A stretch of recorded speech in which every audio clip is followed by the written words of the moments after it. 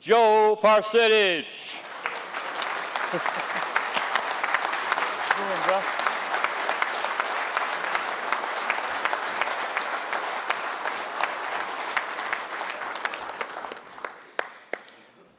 Thank you, President Jimerson, and thank each and every one of you for being here.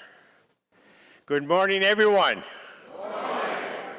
Welcome to the nation's foremost Veterans Advocacy Conference. As DAV leaders, everyone in this room knows the potential our annual Midwinter Conference can unlock. Looking out across this gathering, I'm reminded that there simply couldn't be a DAV without your hard work, dedication, and commitment to our mission of keeping our promise to America's veterans. It is because of you that DAV remains the premier veterans organization. Standing here at this podium, I cannot help but think of the day that you elected me as your national commander last August in Orlando. One of our greatest strengths is our collective and collaborative voice. When we move, more than 1 million DAV members stand united, and there's nothing that we can't accomplish for the well-being of all veterans and their families and survivors.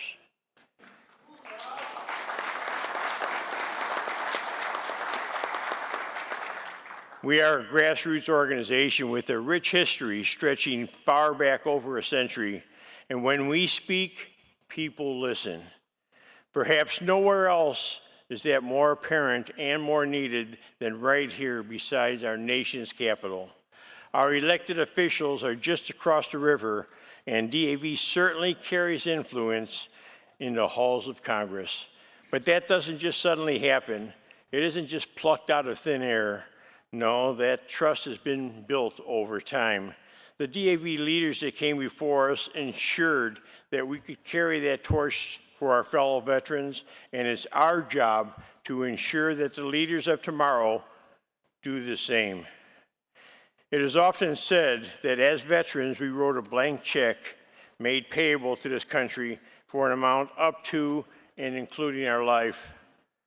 While much of the attention of that transaction rightly focuses on the brave men and women who raised their right hand, we should also be mindful of those who sent us in harm's way and whose charge is now to care for us when we return.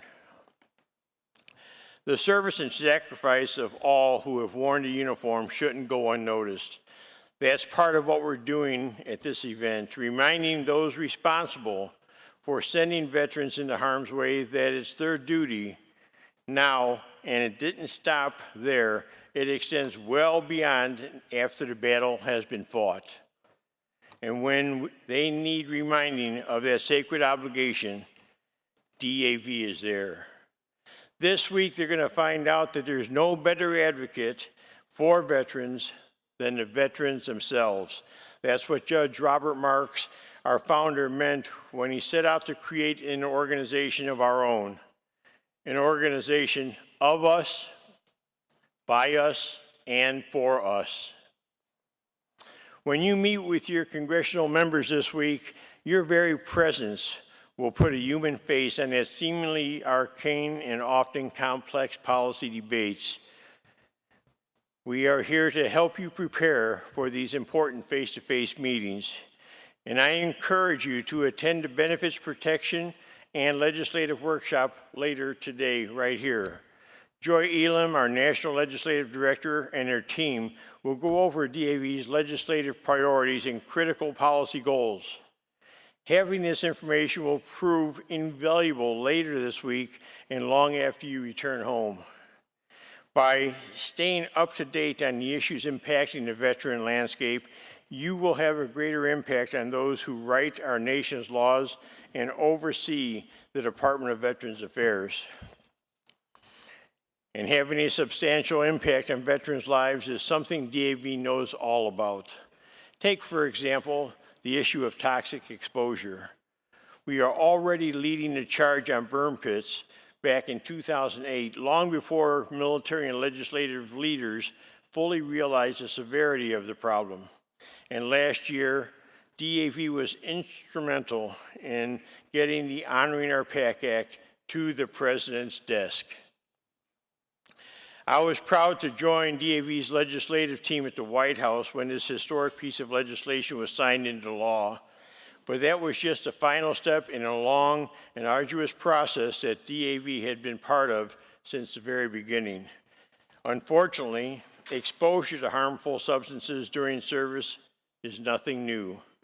From chemical attacks in World War I to Agent Orange in Vietnam, to radiation and more, the reality is that being exposed to toxic chemicals seems to be characteristic of service. But what is new is how our nation responds and takes care of those suffering from the deadly effects it has on nation's health, on veterans' health. And I'm proud to say that the PAC Act is the largest expansion of veterans' benefits ever.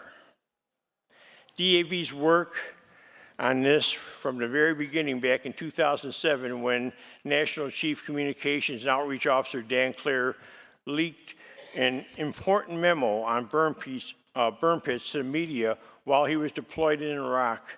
And it led directly to DAV starting a burn pit registry that was the forerunner to the VA's burn pit registry today.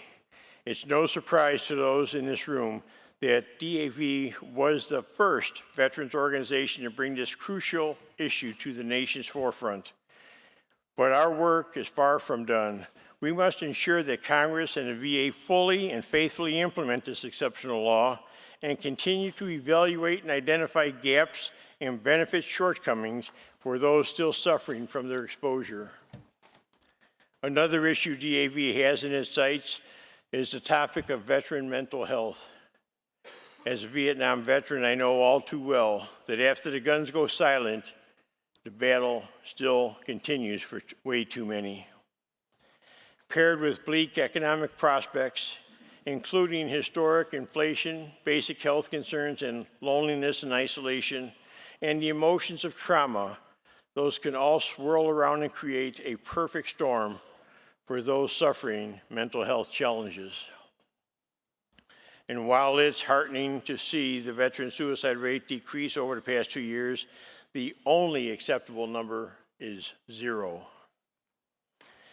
You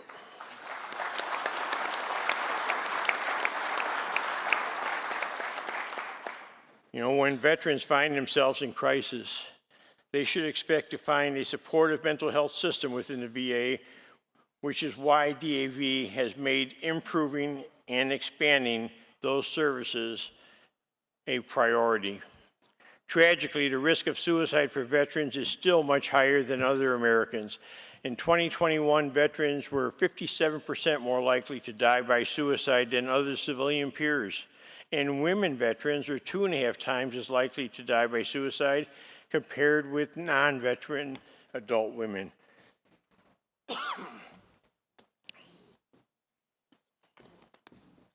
I know these facts and figures are jarring, as they should be.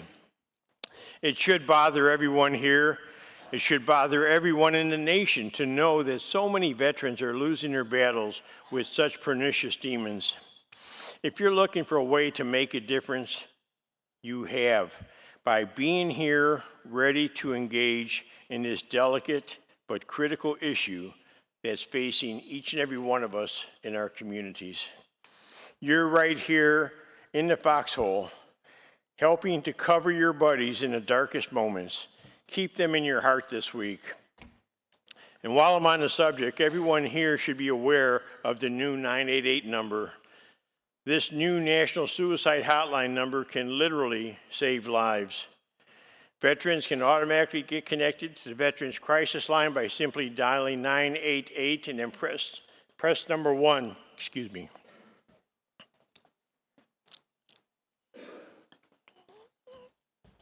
And now, any veteran in mental health crisis can seek free treatment in any emergency room in the country.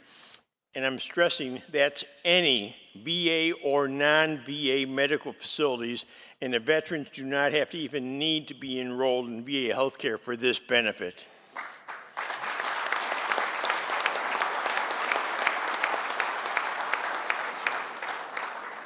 You know, throughout our more than 100-year history, between the sifting sands of American conflicts, one constant remains: dedicated individuals such as yourselves. You are not content to just sit on the sidelines of life. No, you are all very much players on the absolute best team that any of us could ever ask for. Taking care of veterans is in DAV history and our DNA. It is the building block of everything that we do, and your actions this week will build a stronger foundation for the future DAV leaders. I've asked a lot of you just now, but let me leave you with one more final request. When you visit your elected officials in person this week, keep in your heart the reason for us all being here and have the passion nestled in your advocacy. Thank you all so very much for being here. Let's all have an excellent Midwinter Conference. Thank you, and God bless each and every one of you. I love you all.